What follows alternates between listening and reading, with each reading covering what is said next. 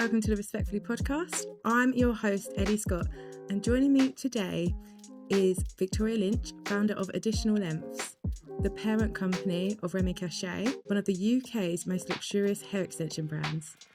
Victoria launched Additional Lengths in 2003 from just her bedroom, and today is leading a multi-million-pound global business. Impressive, right? I've been really looking forward to hearing Victoria's success story, so let's take it away. Welcome to the podcast. Thank you, Ellie, for having me. Thank you for joining us. So do you want to give us a little debrief on how your journey started?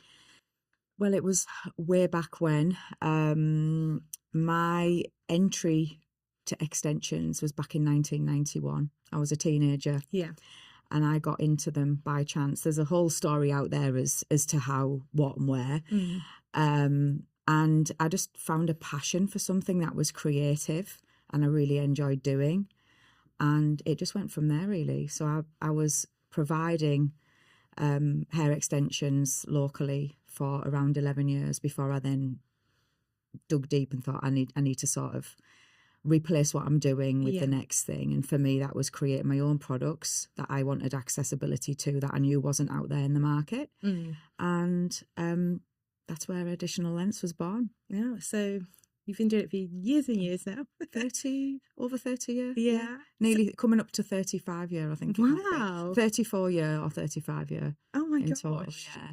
But throughout that time as well, obviously I started hair extensions at such a young age. I was also working part-time as well when I left school, done hair on the side, and I went on to do my hairdressing qualifications as well. Yeah. So it wasn't that I just got into hair extensions and stopped there. I felt it very important to sort of know the whole landscape around hair, especially when I was being asked to educate people in hair extensions. Yeah. And from a professional position, I just wanted to be on the same page as everybody else and the people that were attending the courses that I was offering. Yeah. How have you seen it evolve then in those 30 odd years? It's evolved massively to, at one point many years ago, it was a taboo. Nobody would want to admit they were wearing hair extensions. It was seen for the elite and the celebrity status.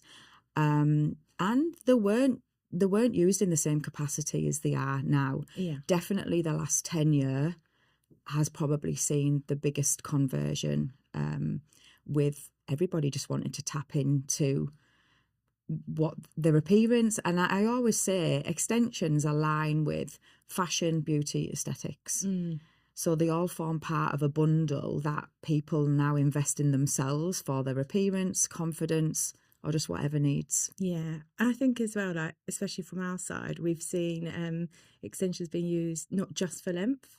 So we're seeing them for thickness, Absolutely. for colour as well, actually. And many years ago, extensions were about length. Yeah. Then they were about length and volume. We definitely led the way in the UK with voluminous hair, for sure, when we look at trends around the world. But now they're more of that we use the word tweakments. Yeah. And it's the infills, it's the volume fillers, it's short, it's colourful. And extensions can be used in such a variety of ways that they cater to everybody's results they want to achieve, really. Yeah. Yes. So obviously, developing the whole brand, what goes into that? Well, Additional Lengths started out as a consumer brand, I would say, because at the time extensions weren't used in salons in the same volume and capacity that they are now. Accessibility to them was very limited. It was a specialist thing. So for me, when I created Additional Lengths, it was to speak to that end user, get the extensions in their hair or in the hands of them, to find somebody locally that could probably install them for us. I mean, obviously clip-ins were still a big thing back then. But I feel like it was that audience. It was who I needed to reach and build the popularity of extensions, or help build it, really. And I suppose that's how then 10 years after that, I then went on to create Remy Cachet. Yeah. which was the turning point for the company, because extensions at that time were in a very different space. Popularity was starting to really build momentum. Yeah. And I think the Remy Cachet brand was tailored purely for the professional. Yeah. The products I created and launched in that brand, the specifications, the quality, the whole operation side of it, and who that brand specifically spoke to. Yeah. It spoke to both customer groups, trade and consumer, but actually it was really developed for the trade user to get the consumers through their door. Yeah. And everything that we could then offer from an education piece, knowledge, understanding, and everything like that. It was just all geared up for the professional. What was it that made you kind of think, oh, let's bring in the professional side now? Well, at the time, I could really see the trend growing in terms of people wanting to tap in and bring it into their service offering. Yeah. An additional lens never really touched the touch points of everything that I knew a pro needed. Yeah. And it was my knowledge and experience that I could sort of see and envision and understand that. So it was like, okay, I need to create something purely for them that helps them grow their business and bring extensions into their remit in order to then echo that out to their customer base in their local communities. So I think it was like, I knew the popularity of additional lens was seen as that end consumer budget line, and the quality of those products wasn't in the same level as how I developed Remy Cachet. Yeah. So it was more of that go-to reusable style products. Yeah. And I felt as though to really ramp that up, it had to be something that was top quality, provided a return on investment and longevity in the products themselves. And I think that's what captivated the trade audience for that, in that growing space. Yeah. And it's like, get the users on board, and that's it. And extensions have become so popular, it's helped individuals grow their businesses or their profiles just using extensions alone. And how important is like the feedback from stylists and clients, I guess, in helping you grow as well? That's really important for me, because every decision I've made it with the professional at heart, because me being from that side of it, being the professional behind the chair long before I actually started the company and making my own products, every decision I made, it was with them at the other end of it. I always thought, how would I want that brand to show up for me? How do I need a product to serve me? And that's where a lot of my decision making came from, which is why we did become the #1 trusted brand for professionals in the hair extension space. Yeah. Purely because there was a pro behind the scenes making the decisions for them. Yeah. And knowing what their needs were before they knew them themselves. And especially if they've not worked with the product, it's if you understand it and you know what it's going to deliver for somebody, it's the way that you then communicate that with your customer. Yeah. So I think that was like pivotal really into the success of Remy Cachet specifically, but also a turning point for the company as well. Yeah. But still in the background, knowing how we speak to two different audiences, it's that tone of voice, it's that point of difference as well. But now they all seem to sort of like merge into one. I mean, who doesn't use extensions? Well, now? Yeah. They're a great tool to upskill, bring into your salon, or just even go on a different path if you want to try something different, because everybody's wanting to use them now. And it's not just about the general hairdressing side of things. Extensions can be used to colour someone's hair now without chemically colouring them. So it's that versatility around the product that a lot of people haven't thought about. Yeah. So you've got the new curly range. We have. What inspired you to bring this one out? Well, curly hair was something I'd done a long time ago in the additional lengths range, long before I created Remy Cachet. And curly hair was manufactured very differently back then. So it was a steamed process. Yeah. And the curl retention just wasn't there. Right. But now, more recently, over the last 18 months, mostly, people have been embracing their natural curl and texture. And there wasn't really products out there delivering in a vast colour range that could cater to a wide audience. So it was like, okay, what can we do to sort of not jump on the trend, but work with people that don't want to chemically straighten the hair, don't want to straighten the hair day in, day out, and damage the hair with heat appliances every day of the week, purely because they want to wear extensions, but there's nothing that matches their texture, especially from a curly side of things. So it was like, right, we need to get back to the drawing board and redevelop what this curl retention looks like. So we worked with one of our main factories to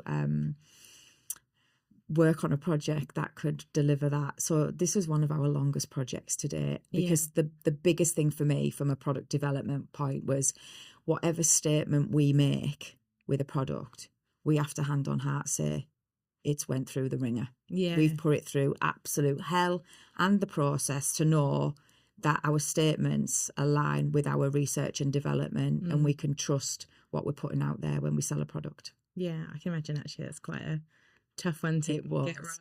Just the wearing of one of the sample ones alone was 9.5 months. Oh my God. Because our key point is this will retain its curl up to 52 washes. Right, okay, yeah. So it was like, we need to actually test that. Yeah. So it was a chemical that's been developed, and it's the processing and the cold curl process with this treatment that helps retain that. Wow. Especially on the raw hair that is straight. Because I mean, if you, as a hairdresser, you know, if you perm a hair, 6 months, 9 months later, the clients are back for another perm, depending on the length.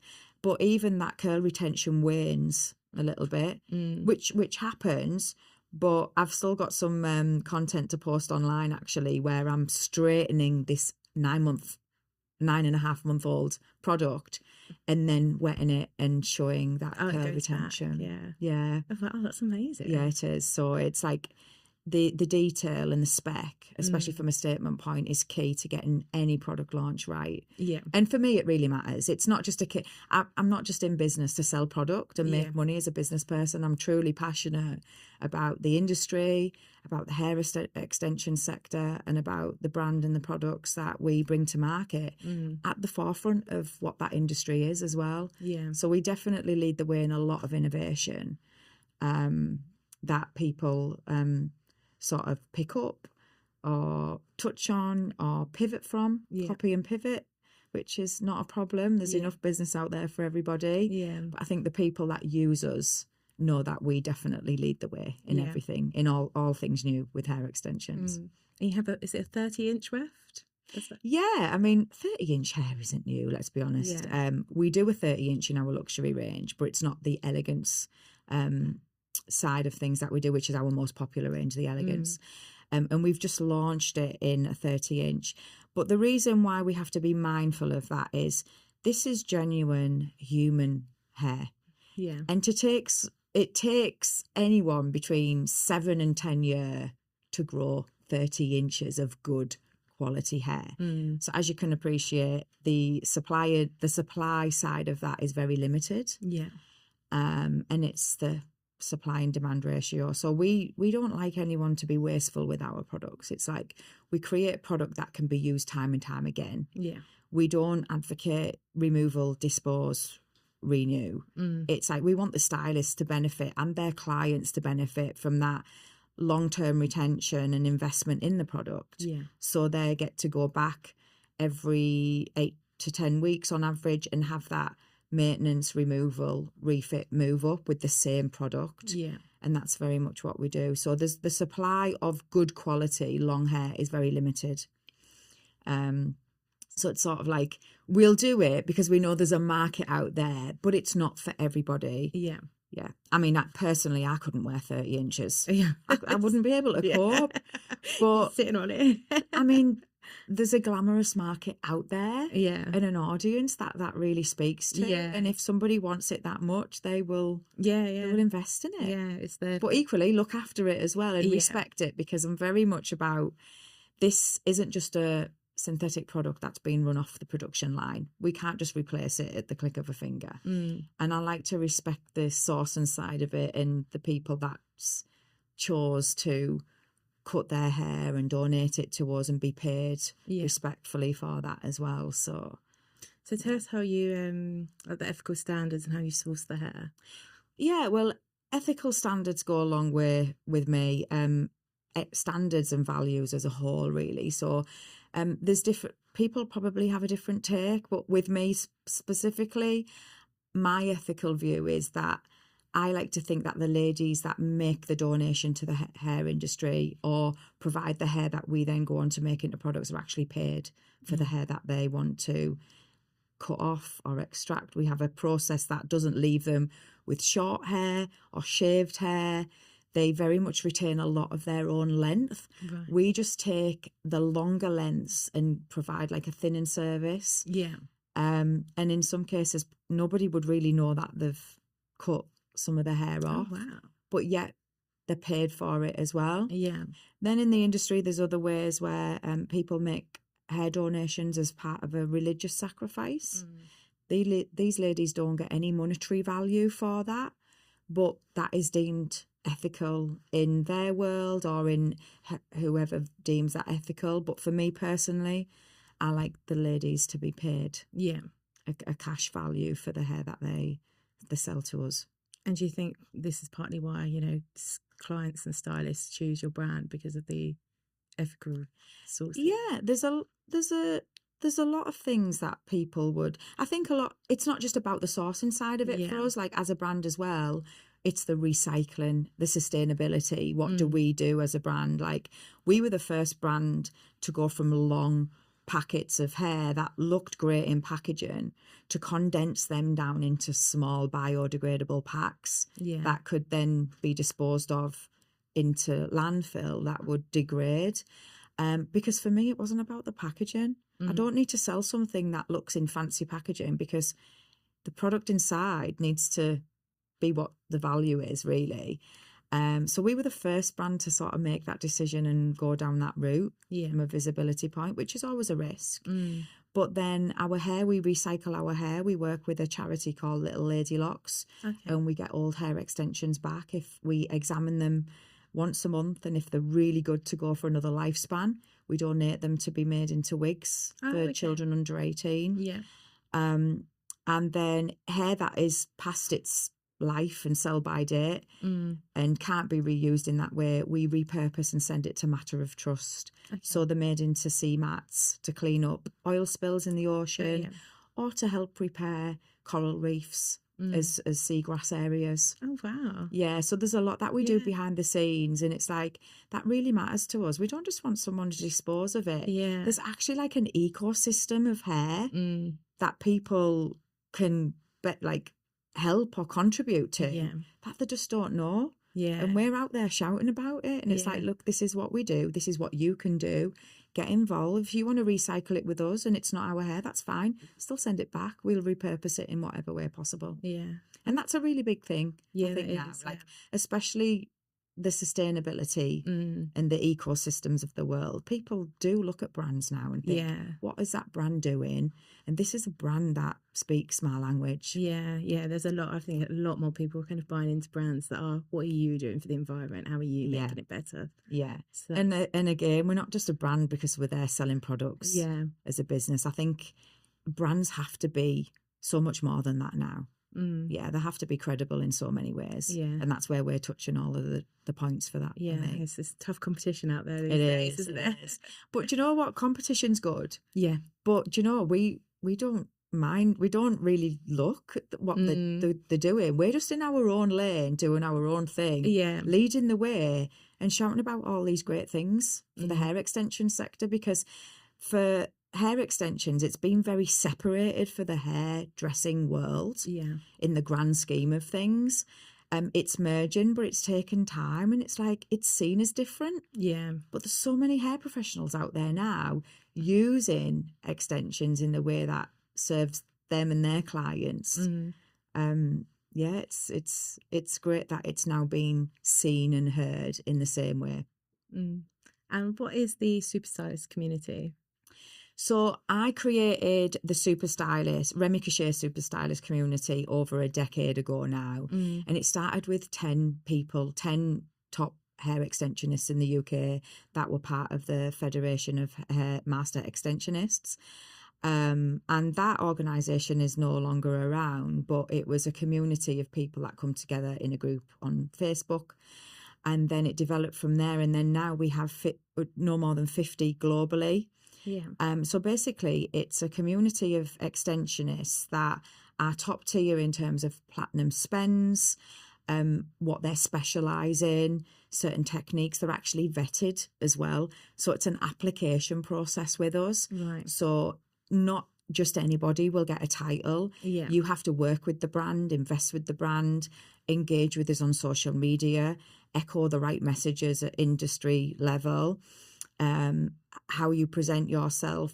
We look at your application skills and quality of that and assess the work that you do with clients. So it's got that layer of like protection.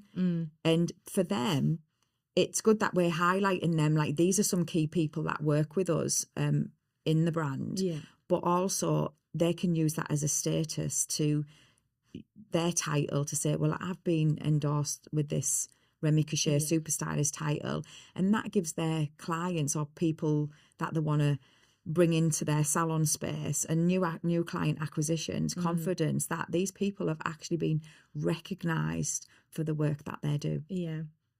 Okay, that's quite cool actually. So there's 50 in the whole world.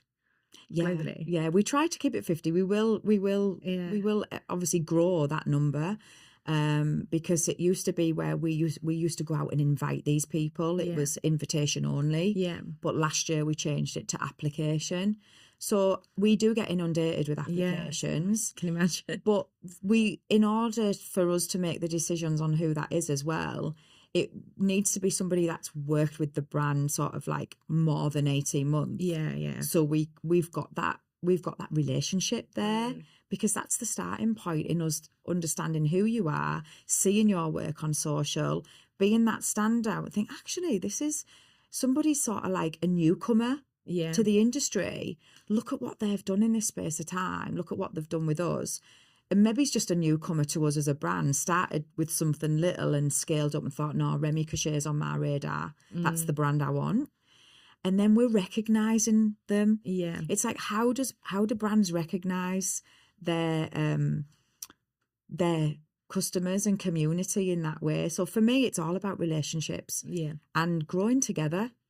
Yeah. It's what can we do to serve them, and then grow that success together, really. I imagine that's a tough job. It is a tough job, because we have so many professional trade accounts and so many people that we want to engage. I don't have a big enough team to literally speak to everybody, but we try to engage where possible and obviously be respectful and help guide people. At the end of the day, we've got a customer service team that are at people's beck and call as often as possible, especially if they want to move over to us or want a bit more information. Yeah. And over time, we've had lots of people that don't use us ring us for advice, and we're there to help them, because I think that knowledge is key. Yeah. And they can only be the best they are with the right advice and right support behind the scenes. Okay, that's very, very kind of you as well. So if someone does want to like transition over, what is is there an education process for them? How does that work? Yeah, we do have education classes. So the entry to our courses is level 2 MVQ. So you can only come on our course if you've got an MVQ 2. Yeah. Our courses are run very differently to others out there in the hair extension space. There's an online digital session to complete first before you then have your in-person day. Okay. So your in-person day isn't compromised by theory or lots of other things. Like, the educator can really focus and hone in and help you then develop your application skills. But if you're already doing extensions and you're working in a trade environment, you can still apply for a trade account. Okay. You don't have to do our education to have a trade account if you're already working as a trade professional or as an extension professional in a salon environment, or registered as a sole business and working on your own with hair extensions. So there's criteria. Yeah. We don't just give trade accounts to anybody. Especially from a Remy Cachet. So that website's locked down. It's trade access only for that one. So do they have to send through qualifications? And... Yeah, absolutely. Yeah. So we're not just going to sell to anyone. We're quite selective. But equally, we understand that people are new to the industry. If they don't have the level 2, they're working towards it, especially from an education point. But there's lots of different models that we have to sort of get people into the framework with the brand.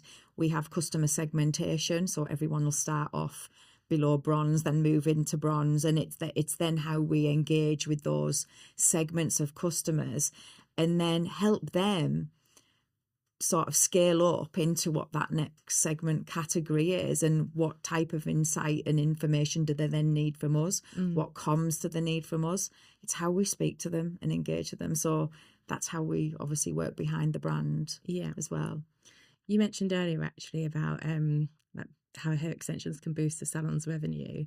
How can tell us just a bit more how you can almost transform your business by offering the service? I think there's a massive transformation in terms of, like, if you're not offering extensions, if you bring them in, first of all, you need the diary time, because I know lots of colorists or those that are just back to back anyway with general hairstyling might not find the time. But I definitely think you should look at what that structure looks like and make time for extensions, because they can massively ramp up your revenue.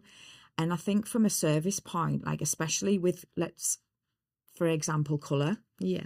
If somebody wants to add some highlights but more of a balayage look into their hair, you can do that within 30 minutes with extensions. Yeah. Without actually having to go through that chemical process time, wash and blow dries. So think of the volume of clients that you can put in that place. Yeah. You could get 2 or 3 clients just in the same time you could get one colour service. Yeah. Then it's okay, you can have a markup on the product because you're getting it at trade. Then there's a suggested retail price. Then you can have a markup on your service. It's actually like it's a win-win for people. But also there's that upsell. So if you hold a little bit of stock in, or you have some stock left around from like a previous client because you charge overall for the service and a product, not necessarily that's that client. Some people have different models of how they operate extensions. Then it's like, my hair's going a little bit thin. A stylist could say, well, actually, I could fix that for you. It's only going to take me another 30 minutes. They're like, yeah. It's that leverage. It's that booster to the additional revenue, but also looking at like where this space is now in the industry, what is new, and extensions aren't new, but they're new to a lot of salons. Yeah. A lot of salon chains that have just done that general hairdressing and done it so well. It's what they're known for. Probably just been so busy, not thought, what does the next step look like for us? Yeah. But be mindful of what's actually out there that they can bring into the business. And if it's not them and their team now, it's the new generation of team that are already tapping into extensions personally that might want to work with extensions. It's this next generation of stylists. What are they going to bring to the salon space? And I think that's where the historic and legacy salons have maybe been a bit static. It's the next generation that are going to bring that in for them. Yeah. What have you got any top tips for someone wanting to branch out into the extension world? Top tips. Definitely choose the right brand. I would say that. Look at. I think that comes down to a personal decision. What do you want to do next? Yeah. We're in an industry that evolves week in, week out. We're in a world that is ever changing, and I think people are now thinking about their what does that look like next for them? Is it as an individual? Is it as part of a massive team? And what can they free up? So if they're busy and they want to scale up, it's they need to offload something in order to allow them to do that. So I think it starts with them and their decision making, but making the right choices, but being fully educated in what they're doing. And if they're not, just test the area first until you build confidence, because confidence is key with providing any service. We all know that. but can do a good job at it as well. So I think it's really down to how they want to pivot themselves. How do they want a change of career? Is that going to build their personal profile more? How do they build the profile? What brands do they want to work with for that? So there's a massive space there. So I think if somebody had some key questions around how their circumstances are and how they want to change, I could probably answer that more as a tailored effect. But across the board, it's what's their next step, really? And does that involve extensions? But I think it should. Yeah. Definitely in this space and time anyway. And what can we expect to see from Remy Cachet and additional lengths in 2026? 2026, we've definitely got more newness. We've had lots of newness this year. We've had the curly hair, accessories, the 30-inch weft, twin tab wefts. I mean, 2026 is bringing some new things, which are all under the top secret at the minute.